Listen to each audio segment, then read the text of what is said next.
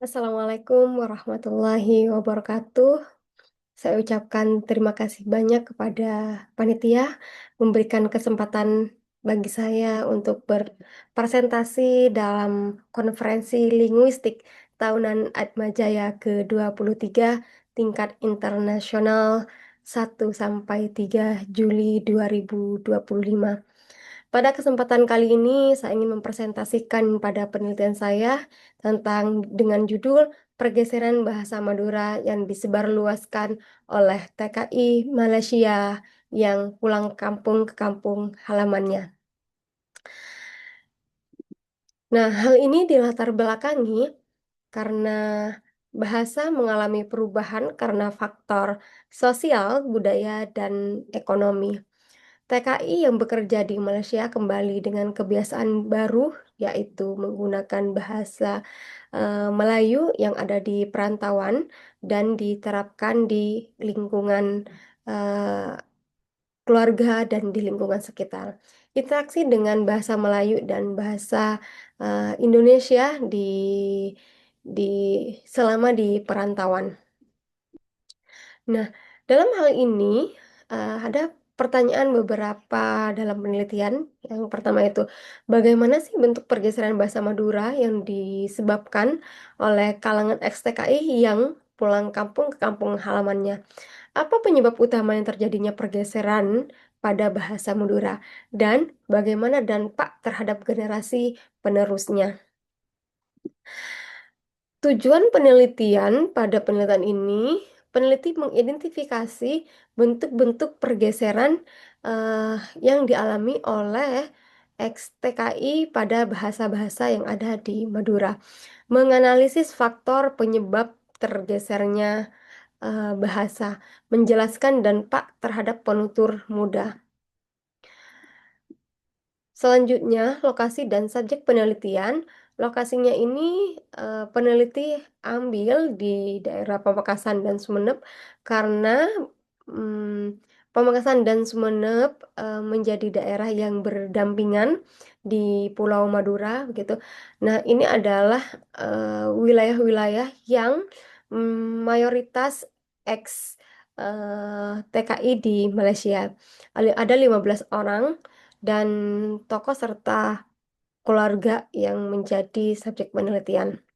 Berikutnya, metodologi penelitian yang peneliti gunakan yaitu jenis kualitatif deskriptif serta teknik yang digunakan adalah wawancara, observasi, dan dokumentasi dengan analisis datanya yaitu reduksi data, kategorisasi, interpretasi, serta triangulasi. Hasil penelitian yang peneliti eh, hasilkan yaitu TKI menggunakan bahasa Melayu yang ada di perantauan atau bahasa Indonesia, bukan bahasa Madura. Bahasa Madura mengalami tersisih atau tersisih di keluarga karena ex-TKI yang pulang ke kampung halamannya lebih dominan menggunakan bahasa Melayu karena menganggapnya ketika pulang ke daerah, ex-TKI menggunakan bahasa Melayu merasa strata sosialnya lebih tinggi daripada masyarakat pada umumnya di lingkungan keluarga dan di lingkungan eh, wilayahnya tersebut. Dan anak-anak yang terpengaruh juga eh, didukung dengan media eh, film Upin Ipin yang digemari oleh anak-anak sehingga di lingkungan keluarga yang sudah terpapar bahasa Melayu oleh orang tuanya yang baru pulang dari perantauan serta percakapan-percakapan yang ada di media film Upin dan Ipin. Yang selanjutnya, pergeseran leksikan. Nah, seperti yang saya sampaikan tadi bahwasannya ex-TKI Malaysia yang menggunakan bahasa Melayu setelah pulang kampung merasa strata sosialnya lebih tinggi disebabkan fenomena linguistik di Madura semakin bisa kita lihat eh, nyatanya, terutama di wilayah XTKI. Language shift ini terjadi ketika komunitas penutur bahasa asli mulai menggunakan bahasa lain yang memiliki nilai sosial atau menganggap bahwa ekonomi mereka lebih tinggi dalam lingkungan sehari-harinya.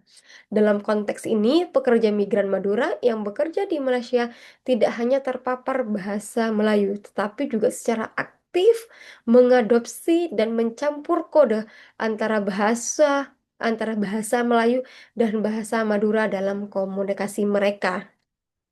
Sehingga mereka mempertahankan bahasa Melayunya yang mereka adopsi di perantauan, di lingkungan keluarga dan lingkungan sekitarnya.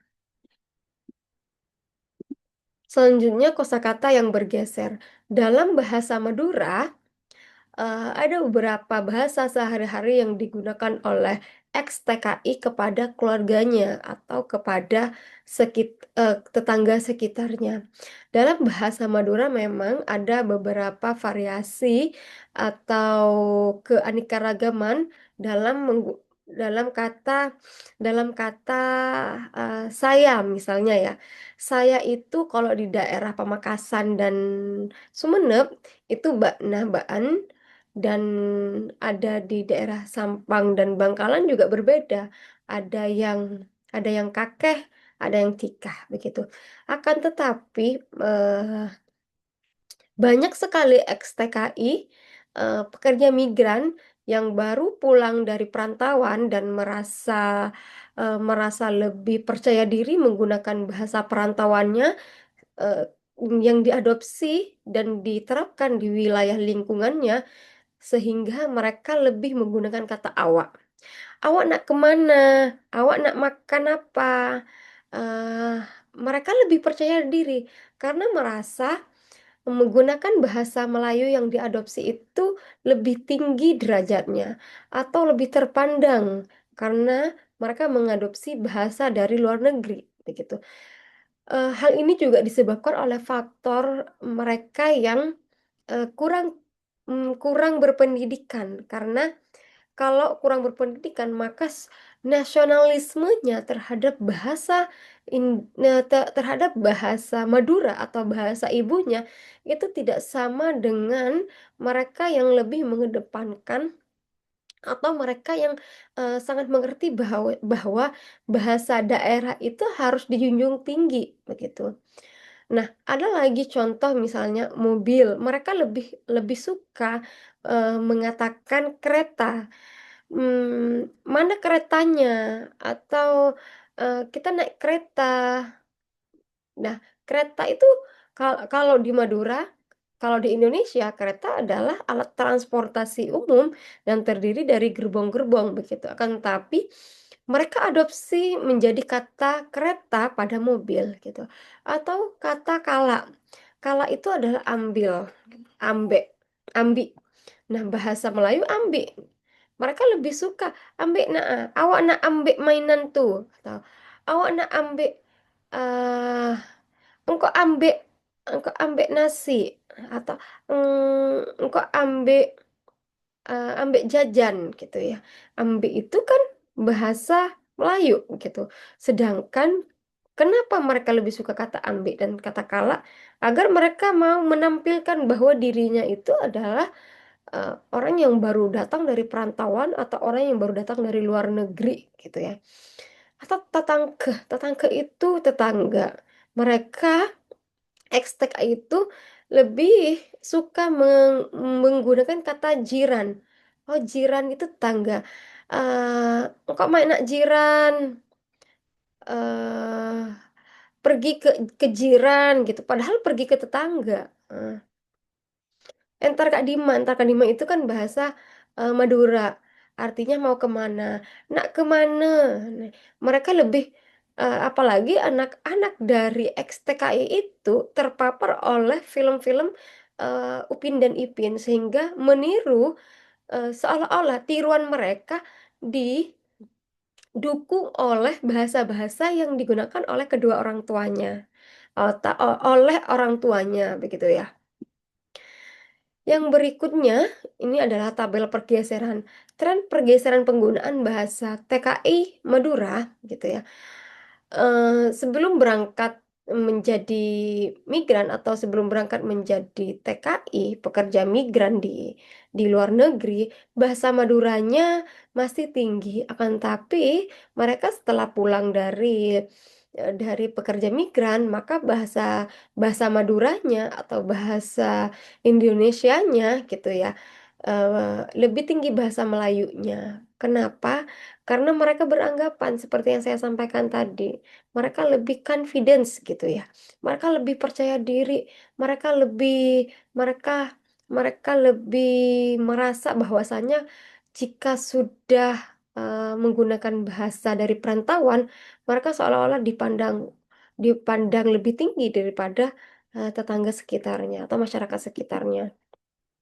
Dampak pada anak-anak.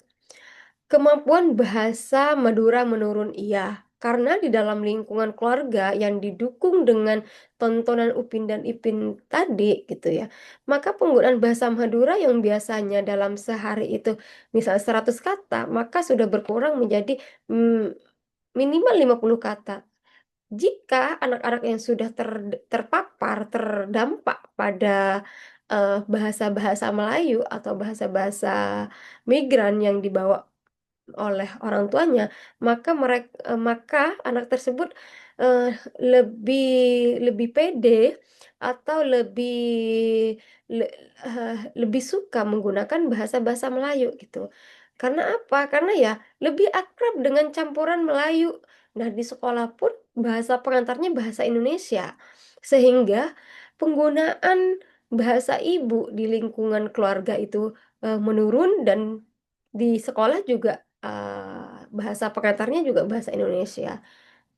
Hilangnya fungsi bahasa ibu, disitulah dampak bagi anak-anak. Mungkin hal ini orang akan berpikir, hanya 50 kata yang digunakan. Oh, tidak begitu ya. Ini adalah suatu hal yang serius sekali. 50 kata yang digunakan secara kontinuitas sehari-hari, maka fungsi bahasa ibunya akan hilang tergantikan oleh bahasa Melayu yang menjadi bahasa sehari-hari. Berikutnya, perspektif sosial budaya. Nah, yang saya sampaikan tadi sama gitu ya.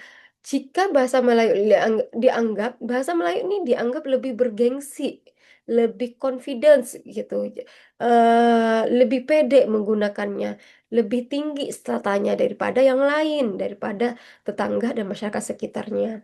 Jika untuk anak-anak, ya minim dukungan dari keluarga, karena keluarga sudah menerapkan bahasa Melayu di sekitarnya, sehingga di sekolah bahasa Indonesia, di rumah menjadi bahasa Melayu. Bahasa ibunya di mana posisinya?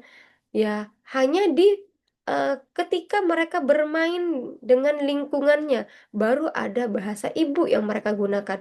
Itu pun jika mereka menggunakan. Jika tidak, ya mereka menggunakan switch code seperti yang saya sampaikan. Alih kode bahasa Indonesia, bahasa Melayu, bahasa Indonesia, bahasa Melayu di dalam permainan anak-anak. Nah, penyebab dan dampaknya. Prestisnya bahasa Melayu dan Indonesia ya lebih tinggi.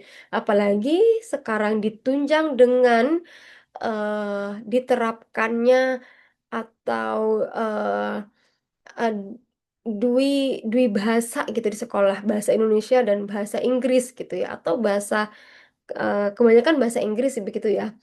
Minimnya penggunaan bahasa Madura di rumah dan sekolah. Anak-anak kesulitan berbahasa Madura jika orang tuanya selalu memberikan komunikasi atau bahasa-bahasa Melayu. Switch atau code switching, jadi kebiasaan baru di rumahnya. Apa short switching yang menjadi kebiasaan baru? Yaitu bahasa Indonesia dan bahasa Madura. Bahasa Indonesia dan bahasa Melayu gitu. Sehingga bahasa Maduranya semakin menurun. Nah, ini adalah simpulan solusi dan revitalisasi. Gunakan bahasa Madura di rumah secara masif.